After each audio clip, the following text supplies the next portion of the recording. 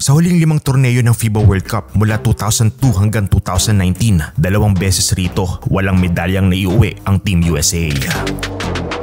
2006, nasungkit nila ang bronze medal nang talunin nila ang Argentina, habang back-to-back champion naman ng Team USA noong 2010 at 2014. Pero iba ang storya noong 2002 at 2019. Walang naiuwing medalya ang US at ni top 5 hindi sila nakapasok. Balikan natin ang 2 worst finish ng Estados Unidos sa FIBA World Cup. Host country ang Team USA noong 2002 FIBA World Championship. On paper, competitive at very diverse ang panlabang lineup ng Amerika. Wala man ang ibang big name sa NBA, walang duda na may palag pa rin ang grupong ito. Kombinasyon ng mga rising stars at veteran players ang bumuo sa koponan. At guard position, nandyan sina Baron Davis, Andre Miller at Jay Williams. Kasama rin sina Paul Pierce, Reggie Miller, Michael Finley at Sean Marion to provide scoring and outside shooting. Protektado naman ang loob at ilalim ng mga big men na sina Ben Wallace, Elton Brand, Jermaine O'Neal, Antonio Davis at Rafe LaFrentz. Kabraket ng US ang Algeria, China at Germany. Nasweep nila ang lahat ng koponan sa group na to, winning every game at a huge margin. Paul Pierce was their leading scorer, while Michael Finley, Andre Miller, and Sean Marion provide secondary punch sa opensa. Kasabay nito, nasweep din ng Espanya, Brazil at Argentina ang kanilang grupo. On the next phase, nakaharap ng US ang Russia, New Zealand at Argentina. Naging madali para sa Team USA ang laban kontra Russia and New Zealand. Ngunit nahirapan naman silang makatawid sa Argentina na pinangungunahan that time ni Manu Ginobili, Nocioni at Luis Scola. Talo ang Team USA sa sarili nilang home court sa score na 87-80. Ang talong ito ang naglagay sa US sa mas mahirap na posisyon sa next round dahil nakatapat nila ang Yugoslavia sa knockout game ng quarterfinals.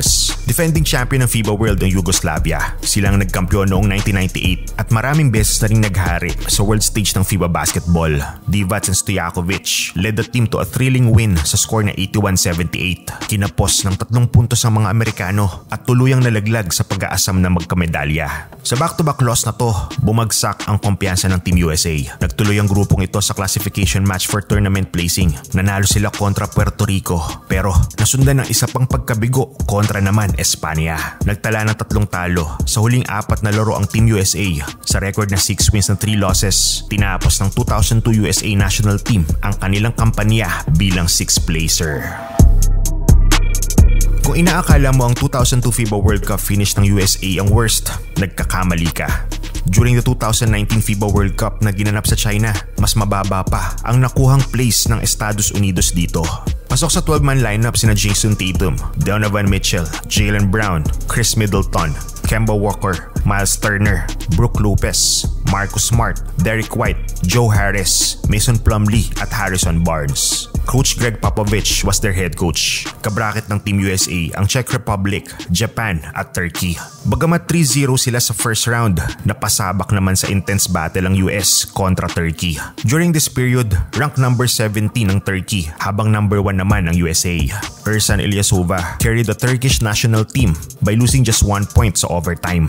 Nag-advance ang Team USA sa second round kung saan ang sunod na laban ay kontra naman Greece. The reigning MVP Giannis had a double-double game with 15 points and 13 rebounds. However, Kemba Walker scored a team-high 15 points para pangunahan ng USA sa isang panalo in a low-scoring game, 69-53. Sunod na kinarap ng Team USA in Brazil.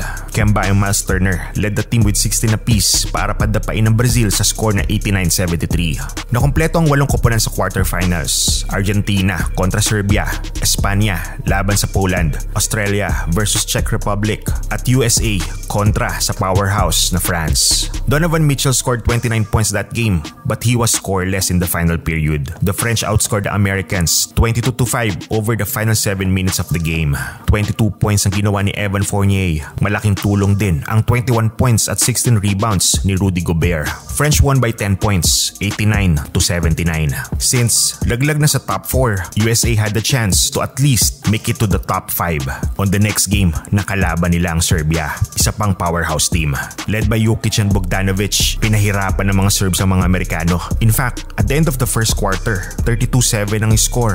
Lamang ang Serbia. Nakabawi lang ang Team USA sa second quarter, but in the end, tinalo ng Serbia ang USA sa score na 94-89. USA finished the 2019 FIBA World Cup 7th place with 6 wins and 2 losses. But those 2 losses were the crucial games na sana na ipanalo nila. current lineup ng Team USA sa 2023 FIBA Basketball World Cup, malaki ba ang tsansang muli silang makaginto at makabawi sa nagdaang FIBA World Cup tournament? Ano ang iyong opinion dito? Don't forget to like and share the video. Ito ang Dribble Access.